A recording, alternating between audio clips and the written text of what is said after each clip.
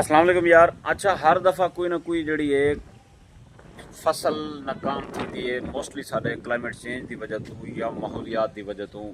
इस टाइम जो peak season चलता पे वो चलता पे काटन का कपाह का पीक सीजन चलता पे, जो अस वाइट गोल्ड आते हैं। और एक बहुत ही अच्छी फसल जी नागदावर फसल है।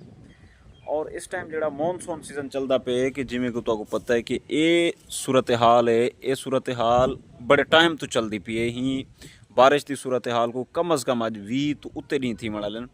जो अपर पंजाब के बहुत ज़्यादा थी पेन, लेकिन लोअर पंजाब जिन्हें जनूबी पंजाब के कुछ एरिया आते जिमें राजनपुर है, डिजी खान है, मुजफ्फरगढ़ है, रहीमयार है, बहावलपुर है, मुल्तान है, इतना यकम अगस्त को जो बारिशा सही तरीके शुरू थे। अगर ये बारिशां ही सूरत हाल च रही तो कपाह पहले तो ही दफ़ा राधी थोड़ी की है, लेकिन अगर बारिश इवें रही तो कपाह वाला फेल थी रही। तो क्यों फेल थी सी? क्योंकि हुण दी फ्लावरिंग का टाइम है। कपाह इस टाइम टिंडा बने दी पी है, जेडे फ्लावर डैमेज थी सी ऑटोमैटिकली कपाह भी न थी सी, उनकी औसत पैदावार भी घट हुई सी। जेल्लै पैदावार घट सी वाल सारी ओवरऑल जी एक तेरा जो टारगेट होंगे कि 30 बिलियन जो बेल कढ़ने वो वाल ना थी सन। उवें भी ज़रात के लिहाज नाल साडा मुल्क हुण बिल्कुल बैकवर्ड वेंदा पे।